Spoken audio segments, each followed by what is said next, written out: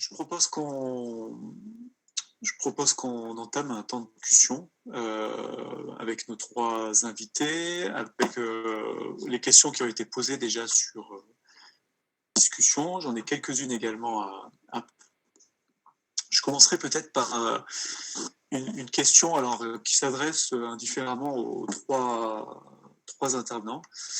Vous direz lequel de vous trois veut répondre, qui concerne la question de la temporalité. Est-ce que, évidemment, le constat que vous faites, tous les trois, il est évident, c'est que l'urgence de la situation a mis les scientifiques et les revues en situation d'urgence. La question, est-ce que cette urgence est compatible, tout simplement, avec une science fiable?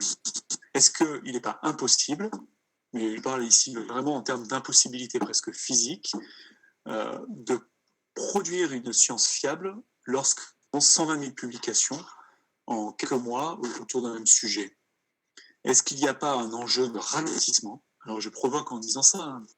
Est-ce qu'il n'y a pas au contraire un enjeu en situation d'urgence de ralentissement du rythme de la publication, ou de mécanismes qui permettraient de limiter, de contraindre l'hémorragie des publications, et donc de faciliter, par exemple, les synthèses, les méta-analyses. Voilà, peut-être un peu provocatrice, mais que je pose à nos tables.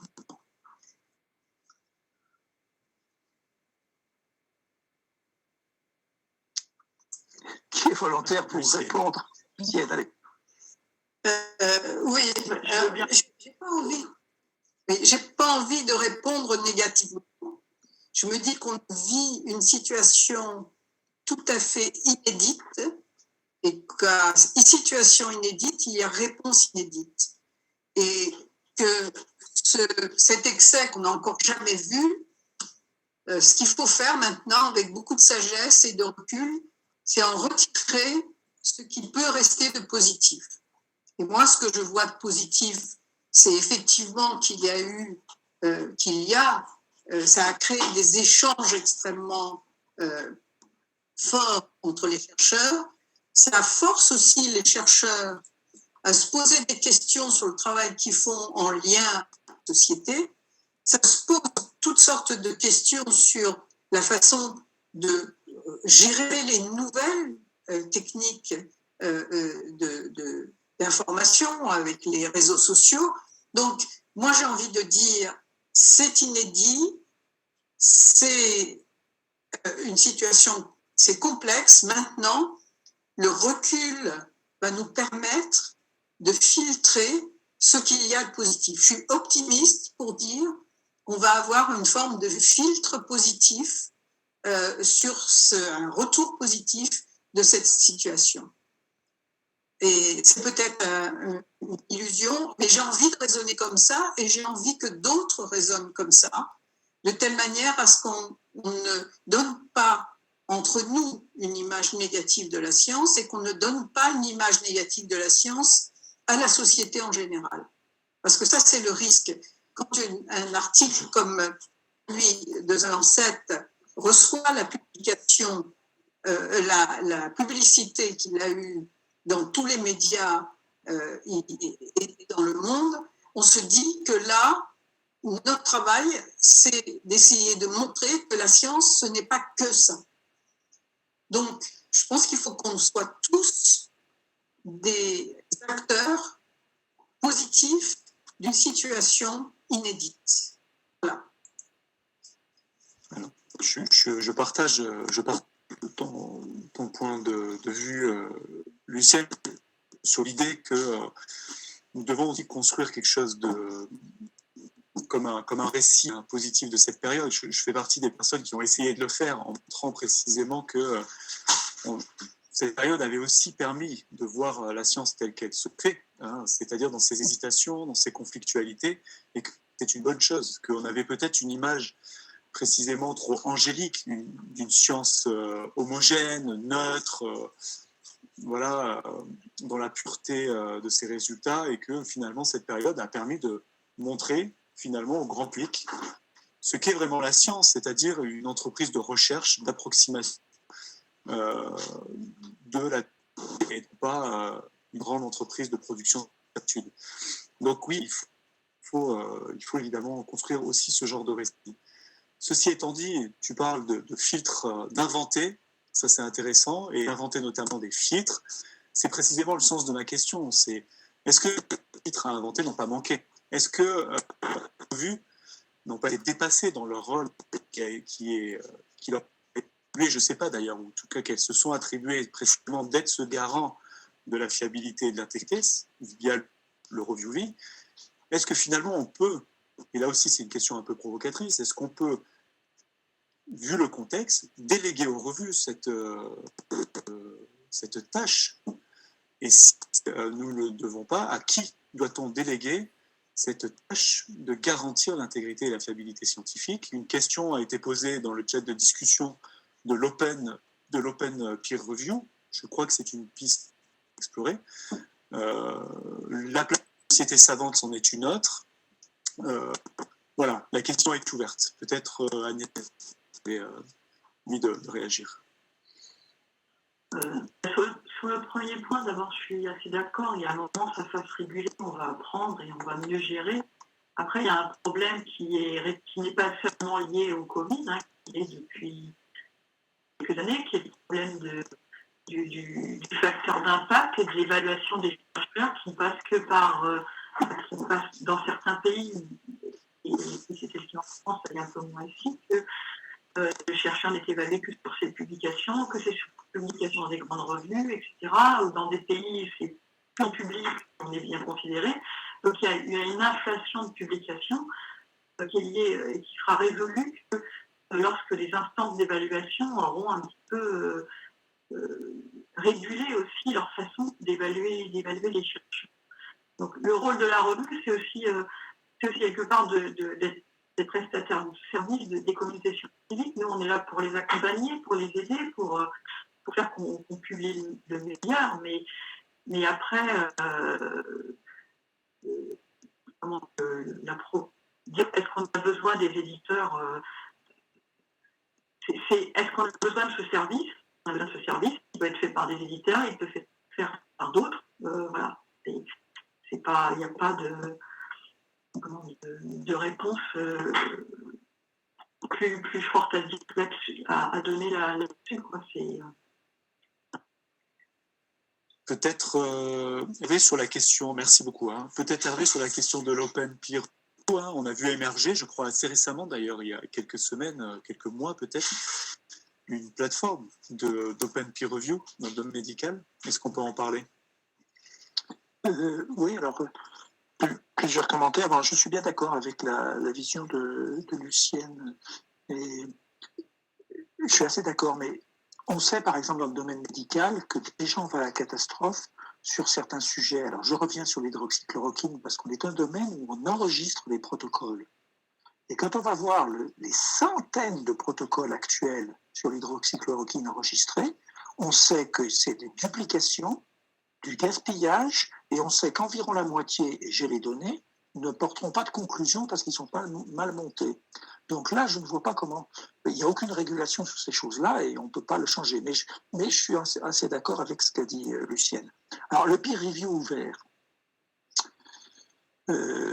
Oui et non. Alors, le peer review ouvert, Agnès Henry me dira si j'ai raison. Il y a eu plusieurs enquêtes sur des chercheurs.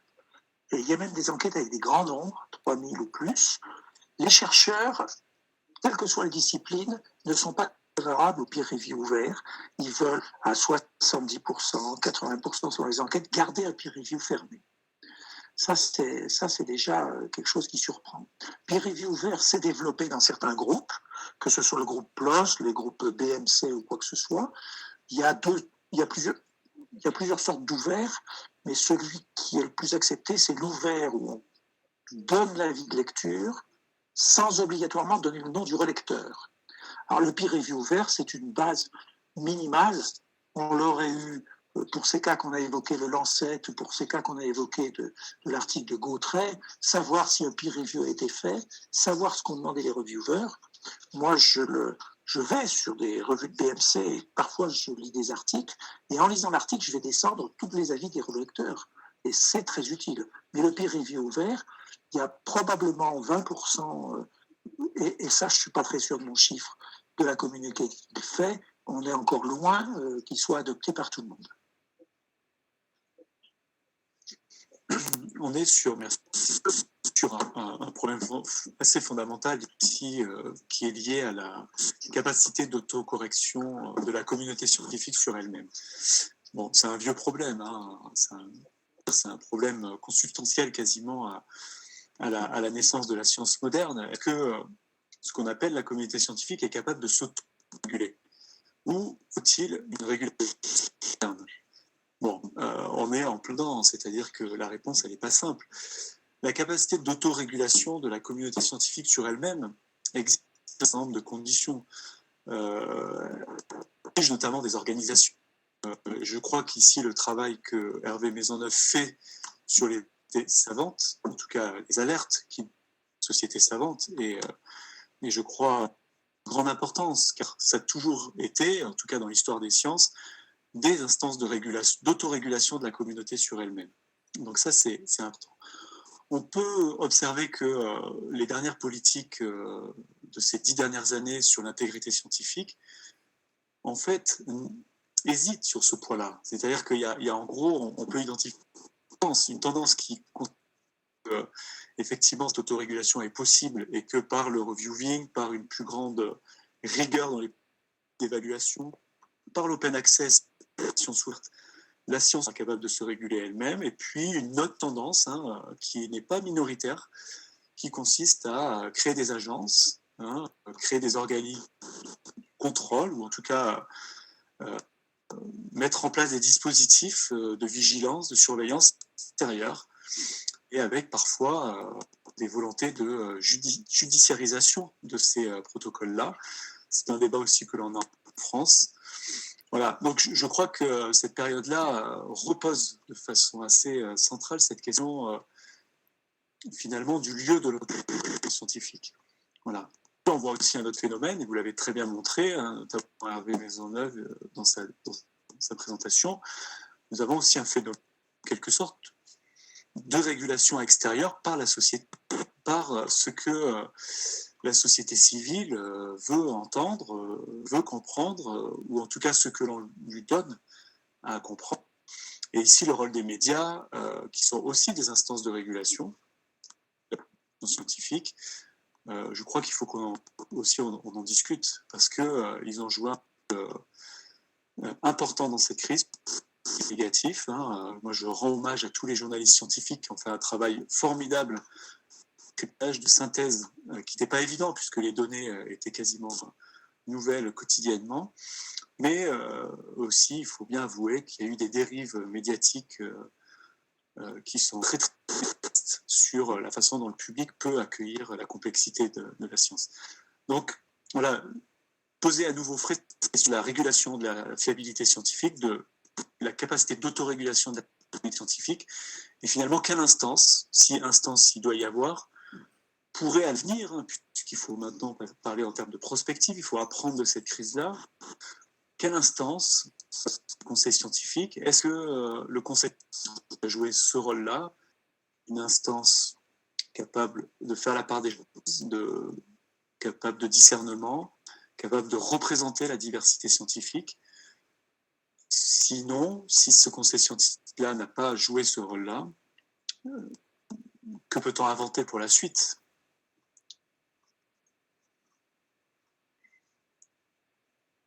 Peut-être Lucienne ou Hervé, je sais, puisque vous êtes dans ces réflexions-là.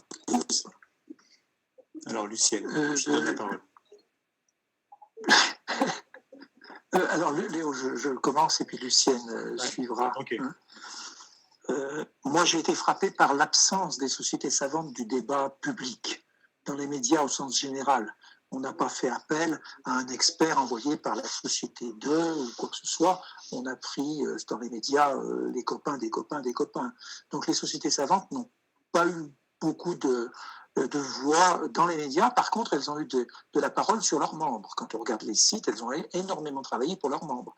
Donc faut-il que les sociétés savantes rentrent dans le débat public ? La question se pose, je ne sais pas. Ensuite, c'est d'accord, une instance de régulation. Alors là, moi pour l'instant, je la vois pas bien. Sur les revues extrêmement complexes, parce que les revues sont internationales, donc je ne vois pas une régulation nationale. Hein. Peut-être qu'il y a des possibilités de régulation nationale, parce que quand je vous pose mes questions de convenance sociale qui ont fait que personne n'a demandé les résultats de 26 malades alors qu'on a tous les outils, là, je ne sais pas comment on pourrait faire ça. Je me permets peut-être de répondre à une question que j'ai vue sur le chat, sur les Registered Reports, ou veux-tu que je le fasse plus tard? C'est peut-être le moment. Vas-y. Alors, quelqu'un pose la question, ne faudrait-il pas adopter le modèle Registered Reports? Alors, j'explique ce que c'est. Ça a démarré en psychologie essentiellement, et aujourd'hui, il y a environ 200, un peu plus de 200 revues qui ont adopté le modèle Registered Reports à côté de leur reviewing habituel. Le Registered Report, c'est le peer review, est fait sur un protocole et sur une question de recherche par le comité de rédaction qui voit et qui, à ce moment-là, décide ou non de publier l'article quand les résultats arriveront. Donc, ça peut venir 1 an, 2 ans, 3 ans plus tard, mais quand la décision a été prise sur la question de recherche et de protocole, le chercheur qui soumet son article n'a plus de pression pour arranger ses résultats ou quoi que ce soit, puisqu'il sait que son article va être accepté, sous réserve qu'il y ait les résultats, que ce ne soit pas insultant ou quoi que ce soit relu quand même. Et il y a des données aujourd'hui, des données qui montrent que le modèle Registered Reports, disons, rend les publications un petit peu plus saines, parce que le chercheur sait, a priori, que son article sera accepté, parce que sa question de recherche a plu à la revue. Voilà, j'ai fait bref. Très intéressant. Merci beaucoup pour cette question de Loli Besançon et merci pour cette réponse très claire, Hervé. Effectivement, ça, je pense que c'est un point peut-être d'innovation, de créativité à prendre en compte. Alors, Lucienne, je te donne la parole. Excusez-moi. Donc, je disais qu'une instance de régulation ou des instances de régulation, je n'y crois pas trop. Je ne vois pas comment on peut les mettre en place pour qu'elles répondent à quels critères. Je ne vois pas. Ce que je voudrais dire, c'est que la question la plus forte, la plus importante que pose actuellement, c'est le lien entre la science et la société, avec comme intermédiaire des médias de toutes sortes. Notre capacité de régulation au sein de notre discipline, de notre recherche pointue ou pas pointue, elle se fait à peu près correctement. Maintenant, ce qui ne se fait pas du tout, c'est la capacité de régulation de la correspondance, enfin du lien qu'il y a entre le chercheur et la société, qui passe par toute forme de médias. Alors, sur presse, on peut dire que l'information, et on l'a vu pendant la crise, est bien gérée par certaines presses. Je pense au Monde, je pense à Libé, la capacité qu'ils ont eue à décortiquer les fake news, à décortiquer aussi une chose tout à fait intéressante, qui est celle des données chiffrées, de la façon dont on les analyse, leurs limites, ce qui est extrêmement important. Donc ça fonctionne relativement bien. Mais ça concerne relativement peu de gens, on en a conscience, qui se tournent vers d'autres médias. Alors parmi les médias radiologiques, radiophoniques, il y a effectivement des médias d'excellente qualité en général. Et là encore, les experts qui sont conviés le sont avec professionnalisme. Il existe, il faut le savoir, dans nos organismes, au CNRS, c'est sûr à l'INSERM aussi ou d'autres, il existe des listes d'experts pour des sujets bien déterminés. Donc les services de communication de nos organismes sont là pour mettre en relation des journalistes avec des scientifiques. Ça doit marcher d'ailleurs dans les deux sens. C'est-à-dire que le scientifique doit apprendre à gérer son information pour qu'elle puisse passer aux médias, et le journaliste a besoin aussi d'apprendre à donner des informations, à les filtrer, à les rendre compréhensibles par les gens. Donc ça, c'est un point qui est important. Là où le bas blesse, c'est bien sûr quand on passe aux médias ultra rapides, qui travaillent en boucle et qui, eux, n'ont qu'un seul objectif, c'est de faire du buzz, c'est d'être présent en permanence. Et donc, il y a un moment où c'est la question qu'on doit se poser, c'est que faut-il faire de tous ces scientifiques qui n'ont on en a vu beaucoup, enfin on en a vu relativement peu, mais qui sont venus très souvent, de tous ces scientifiques qui utilisent ces médias pour faire passer des messages. Je veux dire qu'il y a une forme de populisme scientifique qui s'est fait pendant cette crise et qui est révélateur vraiment d'un état de crise. Donc je dirais que maintenant, nos régulations, elles doivent se faire autrement. Si on laisse les médias inviter des gens qui sont là uniquement pour discuter la science, pour apporter leur information personnelle qui ne sont pas fiables, etc. Et comment peut-on faire, nous, pour essayer de faire comprendre que ces informations sont inexactes, que ces informations sont faussées, volontairement ou involontairement. Donc voilà, c'est ce qui me semble maintenant un point clé qui n'existait pas, pour moi, que je n'avais pas du tout perçu avant.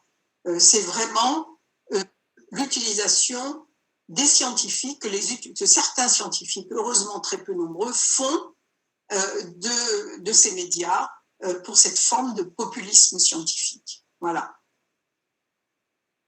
Je vous remercie. C'est dommage que les sociétés savantes un rôle. Agnès Henry, oui. Mais je veux dire que c'est dommage que du coup les sociétés savantes n'aient pas été si visibles, puisqu'elles auraient eu une légitimité quelque part de l'information. Tout à fait. Nous sommes aussi ici sur un problème classique qui est celui de l'autorité scientifique, parce que finalement, enfin de cette lutte pour l'autorité scientifique, qui est aussi une lutte pour la légitimité scientifique, et donc pour la légitimité sociale. Je ne suis pas sûr, par rapport à ce que tu disais, Lucienne, que les choses soient aussi tranchées avec d'un côté une communauté scientifique qui sait bien reconnaître ses experts et qui sait désigner l'autorité scientifique compétente, et d'un autre côté les médias qui finalement jouent un peu à la roulotte russe, ou en tout cas désignent des experts ou des autorités compétentes sur des critères qui ne sont loin d'être des critères de fiabilité scientifique. Je ne suis pas sûr que ce soit que ce soit aussi tranché. Je veux bien croire que du côté des médias, il y ait effectivement des effets d'opportunité, notamment pour les chaînes d'information en continu, d'inviter des pseudo-experts pour combler des vides, ça c'est évident, et c'est des experts qui s'arrogent cette étiquette pour, au passage, gagner en notoriété. Ça, je suis complètement prêt à l'admettre. Ceci étant dit, je ne suis pas sûr que du côté de la communauté scientifique, les choses soient véritablement aussi simples. C'est-à-dire qu'il y a une lutte permanente pour l'autorité scientifique dans le champ de la science elle-même, et il y a des conflits entre des institutions, entre des personnes, entre des théories, entre des façons de penser la science, des façons de faire la science, qui ne sont pas une science dure contre une science molle, qui sont plusieurs façons également fiables de faire de la science, mais qui sont en concurrence. Et il me semble qu'il manque, mais ça c'est un point de vue aussi, il manque des capacités d'accueil de la dissidence, de la critique, de la conflictualité à l'intérieur de la science elle-même. Il me semble que ce problème de la discussion conflictuelle n'est pas quelque chose qui est facile à l'intérieur de la science elle-même, et qui, du coup, les experts autoproclamés ou les luttes d'influence existent aussi de façon non démocratique dans le champ scientifique, sur des mécanismes qui sont très divers, et qu'on peut d'ailleurs détailler ici si vous voulez, mais voilà, je crois qu'il y a un travail à faire pour éviter cette convenance sociale dont parlait Hervé Maisonneuve à l'intérieur de la science, parce que cette convenance sociale, elle est bien intra-scientifique, et notamment ses capacités à développer l'esprit critique, à développer la réflexivité, à accueillir de façon plus sereine la diversité scientifique. Peut-être il manque aussi des espaces à l'intérieur de la science pour tout ça. Voilà. Est-ce que je peux me permettre de t'interroger pour te demander ce que tu appelles la diversité scientifique, Léo? Oui, bien sûr. Si vous avez encore 1h30 devant vous, je peux le faire avec détail, mais sinon, je vais le faire en 30 secondes avant de passer la parole. Et tu pourras donner aussi la parole peut-être au public qui souhaite intervenir, parce qu'après ces passionnantes présentations, j'imagine qu'il doit y avoir des gens qui sont chauds pour intervenir. Il y a plein de questions. Alors, il y a eu des questions écrites qu'on a déjà effectivement traitées. Je poserai la question après. Alors, la diversité scientifique, elle est multiple. Déjà, elle est à plusieurs niveaux. Elle est déjà au niveau de la légitimité du champ scientifique pour traiter d'une question. Quel est le champ scientifique qui a la légitimité de traiter d'un objet comme la maladie Covid-19 ? C'est une question qui est ouverte. Je pense que cet objet, il est par définition interdisciplinaire, qu'il y a de multitudes d'experts ou de scientifiques qui sont capables d'aider à le comprendre. Comment on pèse, comment on agence, comment on compose la convocation des savoirs autour d'un objet comme une maladie complexe comme celle du Covid-19. Hein. Je pense au poids relatif des disciplines dites scientifiques dures, comme au poids relatif entre celles-ci et les sciences humaines et sociales. Il me semble que pour comprendre un phénomène complexe, nous devons convoquer à la table des savoirs toute la diversité des disciplines qui sont capables de le comprendre. Mais ceci est que la partie émergée de l'iceberg, puisque la diversité scientifique, elle est aussi beaucoup plus fondamentale au niveau des méthodes, au niveau des styles de raisonnement, au niveau des valeurs épistémiques qui sont mobilisées, bref, tout un tas d'ingrédients qui font que la science est constitutivement plurielle et que cette pluralité ne s'exprime pas toujours. Mais voilà, comme je ne suis pas intervenant mais animateur ce soir, je ne voudrais pas faire un cours d'épistémologie du pluralisme scientifique ici. Peut-être, Emmanuel, tu voulais prendre la parole ou je donne peut-être la parole à des personnes qui voudraient effectivement poser des questions. Je te remercie. Non, je préfère que tu donnes la parole à notre public, mais je pense que les questions fondamentales ont été très très bien posées et au fur et à mesure de ces on va aboutir à faire l'inventaire des vraies questions qui se posent. La question des régulations, c'est une question importante face à un inédit et d'une certaine manière le tsunami qui a surpris à la fois cet été dans une prospective et dans un sentiment de maîtrise d'un certain nombre de disciplines. Bref, il y a quelque chose qui va se renouveler et on a besoin d'inventivité aussi en matière d'éthique.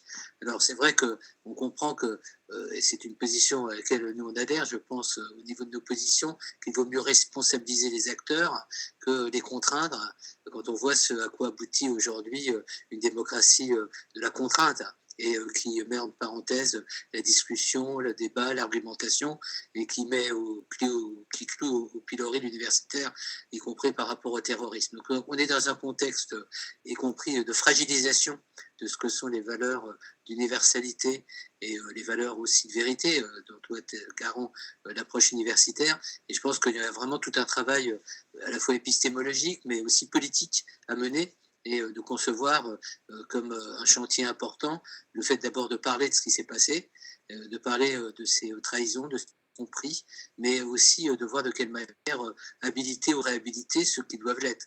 Le dernier point qui m'a beaucoup frappé, à part le comité d'éthique du CNRS, il y a eu peu d'instances d'éthique qui ont osé même intervenir dans un contexte où ils avaient trop peur d'être délégitimés ou mis en cause dans leur position. Et ça aussi, c'est quelque chose d'inquiétant, puisque dès la sortie du confinement, et je l'avais proposé à certains, il fallait organiser une grande rencontre de l'ensemble des comités d'éthique pour rappeler un peu les fondamentaux, pour autant qu'il y ait des fondamentaux à rappeler. Voilà, c'est un point à prendre en considération. Et je vous incite les unes et les autres, et je termine sur ce point, à lire ce formidable livre qui est paru aux presses de Sciences Po. Donc, et on aura un des intervenants du livre dans la prochaine conférence qu'on organise. Et c'est une étude très, très rigoureuse sur le processus décisionnel de l'institution, en quelque sorte, qui a des institutions qui ont prévalu dans la régulation de la crise, y compris en choisissant de créer des instances spécifiques, hein, comme le CAIR ou le Conseil scientifique, là où d'autres instances auraient pu être sollicitées, tout ça pour avoir la main sur la décision.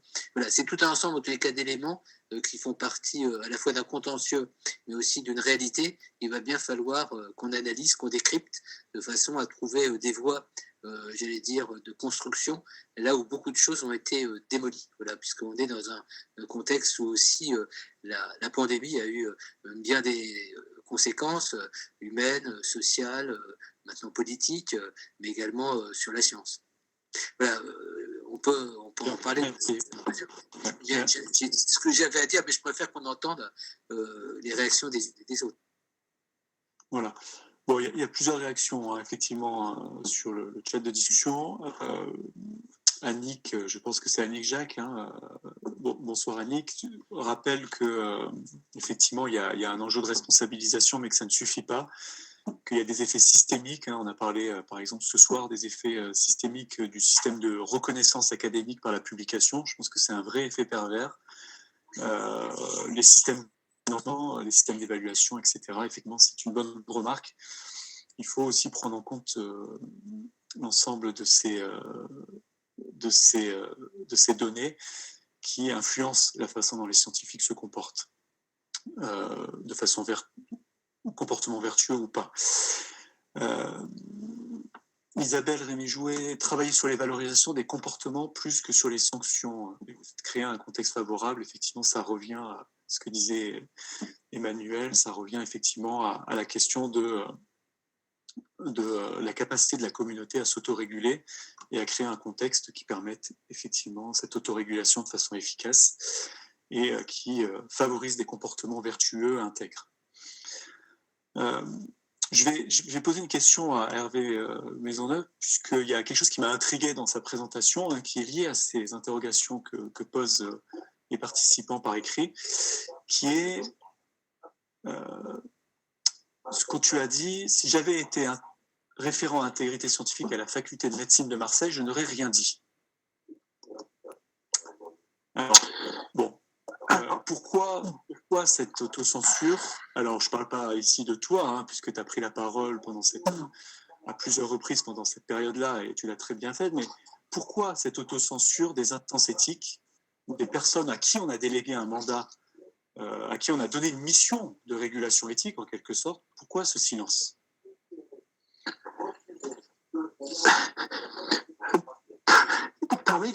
Parmi les auditeurs de cette conférence, il y a peut-être quelqu'un qui est mieux placé que moi pour répondre, mais je vais donner ma réponse quand même.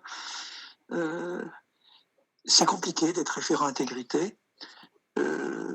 C'est assez complexe. Moi, j'ai vu des cas dans les écoles de commerce où je suis allé et je me demande s'il ne faut pas, mais c'est pas réaliste ce que je dis là, que les référents aient une certaine indépendance vis-à-vis de l'institution ou pas.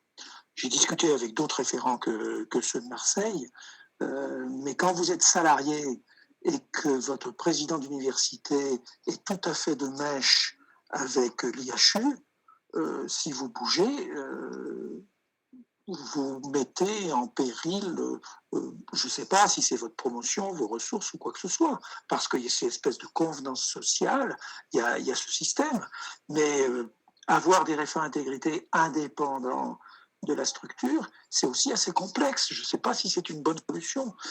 Moi, je le suis sur Paris, c'est sur l'Université de Paris, parce que je suis retraité, que je ne suis pas payé, que j'ai une lettre de mission et que j'accepte de travailler. Donc, si vous et en plus, je suis vieux, ce qui fait que je ne suis pas le mieux placé pour investiguer des cas de jeunes qui font des western blots ou quoi que ce soit, que je n'ai jamais vu, ces technologies qui existent depuis 10 ans et que moi, je n'ai jamais croisées dans ma carrière. Donc là, je vous fais des remarques, mais je n'ai pas de solution et peut-être que d'autres que moi sont mieux placés pour répondre. Tu penses à qui en particulier pour répondre? Quand tu dis il y a d'autres qui sont mieux passés que toi. Philippe Fellman vient peut-être de réagir. Est-ce que Philippe Fellman, vous voulez dire un mot? Oui, donc, oui, je pense que la question, Hervé Maisonneuve a bien posé la question, qui est du positionnement théorique clair des référents à l'intégrité scientifique depuis un nombre relativement faible d'années, et pour lequel le soutien et l'indépendance sont des combats quotidiens. Donc c'est pas facile. Il y a différentes options qui ont été prises. Prendre par exemple, c'est ce qui a été dit ou laisser entendre des gens qui sont en situation de moins de pression. Donc on a souvent mis en avant que l'éméritat limitait les questions, mais je rejoins tout à fait la remarque qui nous est faite, c'est que c'est aussi une génération qui n'est pas celle qui actuellement produit la science, avec des nouvelles méthodes, des nouvelles techniques, des nouvelles pressions aussi. Je pense qu'ils sont beaucoup plus sous pression aujourd'hui que d'autres l'étaient autrefois. Et donc, il y a une réflexion de fond, je pense, à avoir, qui peut-être n'a pas été suffisamment faite sur le rôle de référent à l'intégrité scientifique. Et je rejoins également les questions de fond que pose Léo Coutelec sur comment approcher ces questions et comment permettre une réflexion qui nous permet de faire évoluer un petit peu la situation en prenant tous les aspects et pas forcément ceux qui semblent le plus évidents, c'est-à-dire du manquement exemplaire dont les médias se saisissent. Est-ce que je peux me permettre, Léo, d'intervenir juste d'un mot pour dire que Léo, qu'on vient de citer, a été très attentif quand on a créé Politis à Paris-Saclay. Je pense que j'ai fini là, je sais pas. Pardon? Oui. Merci Philippe. Oui. Je vous ai interrompu. Non, c'est bon, il avait fini. Vas-y. Il a fini, c'est ça.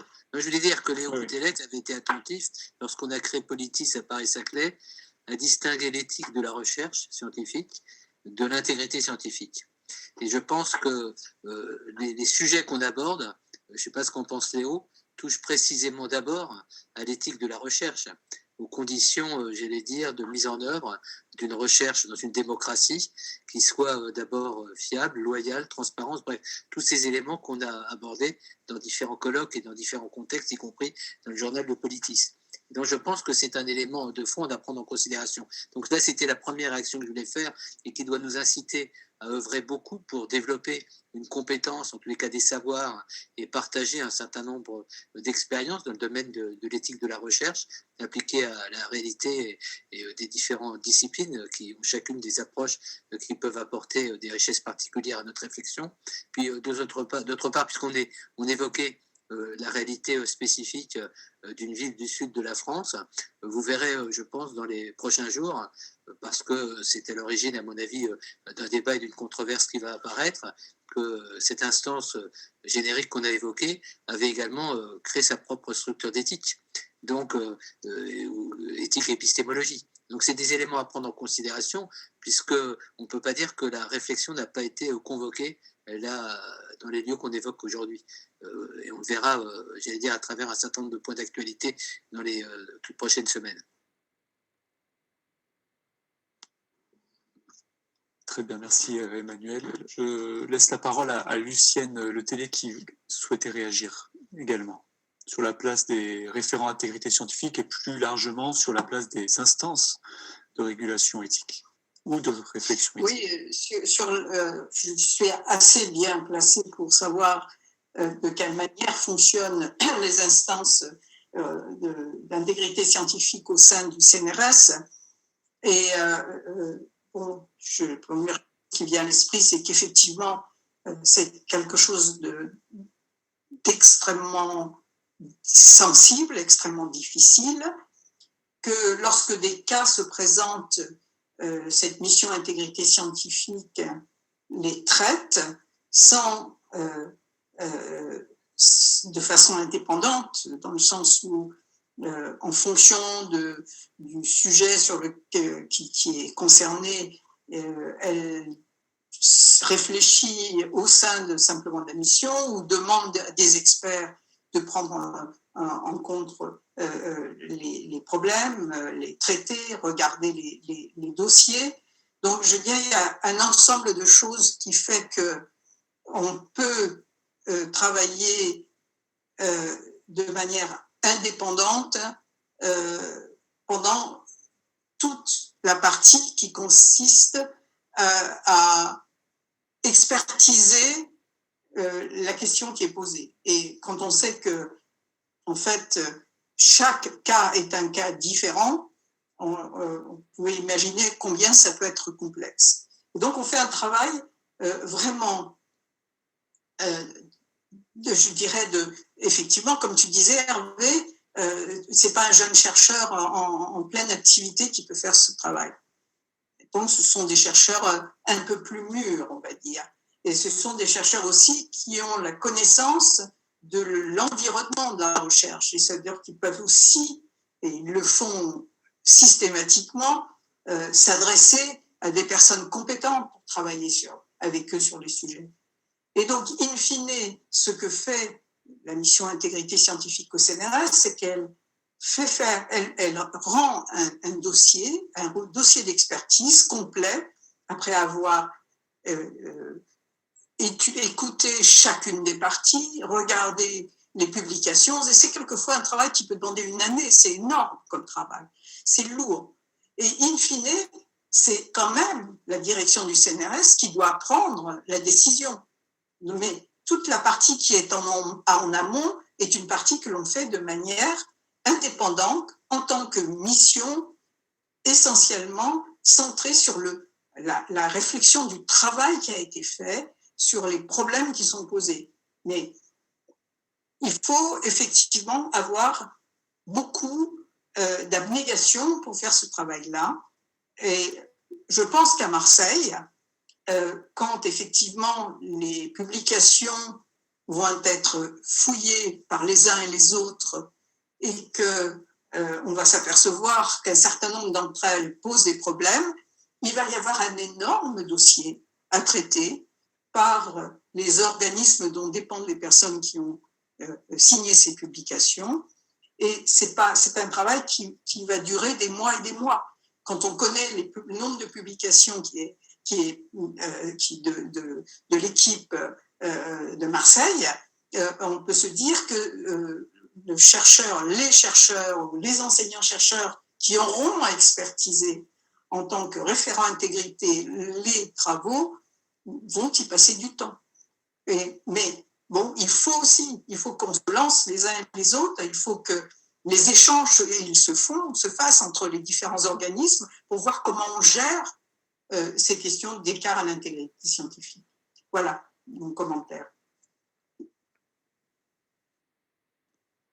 Très bien, merci. Merci beaucoup, Lucienne. Est-ce que peut-être avant de conclure, Agnès Henry ou Hervé Maisonneuve, vous voulez peut-être dire un dernier mot? Non, je n'ai rien de plus à ajouter. Je rejoins ce que dit Lucienne, mais qui va donner le mandat à quelqu'un d'aller expertiser les articles, par exemple, de l'IHU de Marseille? Qui va faire ça? En tout cas, pas le président d'université, ça c'est déjà assez sûr, pas l'AP, pas la mairie. Donc il y a aussi un problème, puisque l'INSERM, le CNRS ne sont plus dans le jeu à l'IHU de Marseille. Donc qui peut faire ça? Et je suis assez d'accord avec ce que dit Lucienne, mais qui? L'éditeur peut-être. L'éditeur, puisque l'éditeur de la revue, il est tenu totalement par l'IHU, puisque le rédacteur en chef est un salarié de l'IHU, oui, et que c'est 4 ou 5 dans le comité de rédaction. Alors on en revient aux questions systémiques d'allocation de ressources ou quoi que ce soit, puisque vous verrez dans une analyse de M. Gingras, qui est au Québec, il a analysé juste 2017 les 77 publications de M. Raoult dans un de ses bulletins qui s'appelle New Microbe New Infection, c'est-à-dire qui tient totalement la revue. Ça a ramené à la Paix de Marseille 800 000 €. Donc, juste ce petit truc. Donc, si vous voulez, comme il y a SIGAPS, comme il y a tout ça, tout le monde est pris la main dans le sac. Loni Besançon, vous avez été très actif sur le chat de discussion par écrit. Je vous donne la parole. Merci. Est-ce que vous m'entendez bien? Très bien. Ok, super. Je voulais rajouter un point par rapport à ce que vient juste de dire Hervé. En fait, c'est par rapport aux publishers et éditeurs. Je pense qu'il y a très peu de chances que quelqu'un à ce niveau-là fasse une démarche. On les a personnellement, beaucoup de scientifiques que je connais sur les réseaux sociaux ont envoyé des mails à Elsevier par rapport aux publications de Didier Raoult et de son équipe, puisqu'ils ont publié énormément de papiers qui ont été peer-reviewés très très rapidement, notamment le Gautret et al. C'était moins de 24 heures pour la publication, avec le peer-reviewing inclus. Et le publisher, Elsevier, je crois, en l'occurrence, a refusé d'aller plus loin dans l'investigation par rapport à tout ça. Donc, au final, si personne ne se lance là-dedans, que ce soit du côté éditeur, puisque l'éditeur en général est un auteur, ou le publisher, ou bien même les comités d'éthique, qui peut faire quoi que ce soit dans ce cas-là? Ça semble un peu flou. Les flags ont été un petit peu soulevés par tout le monde dans la communauté scientifique. Et pour autant, il semble qu'il n'y ait pas grand-chose qui soit passé depuis mars, puisque c'est déjà un problème depuis mars, quand même. Je me permets juste de dire le publisher. Beaucoup de ces revues sont la propriété de sociétés savantes, avec un comité de rédaction de la société savante. Et Elsevier, en l'état, n'est que quelqu'un qui fait l'impression, la circulation et compagnie. Donc Elsevier dit, mais attendez, il y a des responsables dans la revue. Donc si vous voulez, tout le monde se lave les mains, alors qu'il ne devrait pas. Oui, tout à fait, c'est ce qui a été dit. Pardon. Non, c'est un peu ce que sont animés par un comité de rédaction. Et c'est plus le comité de rédaction en lui-même, même si Elsevier peut avoir qui souvent ne souhaite pas remettre en cause ses choix.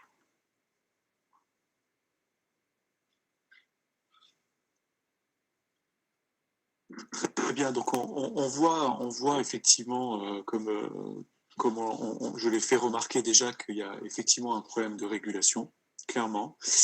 Il y a un problème d'autorégulation, et il y a peut-être aussi quand même une issue à tout ça, en tout cas des perspectives d'espoir qui ont été dressées par les uns et les autres, notamment dans l'open access, puisque s'il y avait eu obligation, et je crois d'ailleurs que cette obligation doit devenir un devoir de publication des données de ces articles-là, il y aurait pu avoir capacité d'autocorrection par la communauté. Or, ces données n'ont pas été précisément, si j'ai bien compris cette affaire, publiées.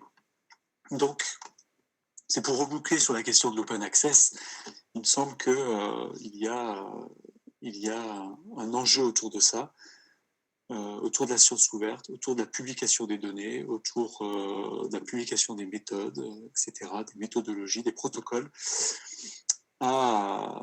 et que c'est peut-être cette voie-là qui va permettre une meilleure autorégulation. En tout cas, c'est l'espoir que l'on peut porter, parce que l'espoir d'une instance d'autorégulation, de régulation externe, l'Office est cité, je ne crois pas que ça soit de l'Office. Certains voudraient que l'Office ait ce rôle-là, mais il y a des tensions pour aboutir à cette conclusion-là.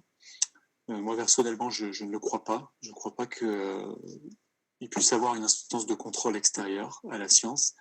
Il y a un travail à faire sur la culture scientifique, il me semble, sur la culture éthique, sur l'éthique de la recherche, sur cette capacité que les scientifiques doivent avoir de s'interroger sur leur travail et d'essayer d'atténuer les effets systémiques pervers qui sont liés au financement. Hervé a montré les enjeux économiques qu'il y avait à publier pour certains instituts. Je pense que quand on va régler ces enjeux-là, ces enjeux politiques, économiques, et développer une culture scientifique, une culture éthique, il me semble que toute instance de régulation externe sera inefficace. Voilà. Je pense que notre contrat qui était de passer 1h30 ensemble a été atteint. Il est 19h49. On était environ 80 à participer à ce webinaire. Je remercie tous les participants. Je remercie les intervenants pour la qualité de leur présentation et de leurs réponses. Les webinaires continuent. La prochaine séance aura lieu le 18 novembre à 18h également, et elle portera sur la communication de crise en temps de pandémie, et donc on va prolonger probablement les discussions de ce soir. Merci à tous, et je vous souhaite une bonne soirée.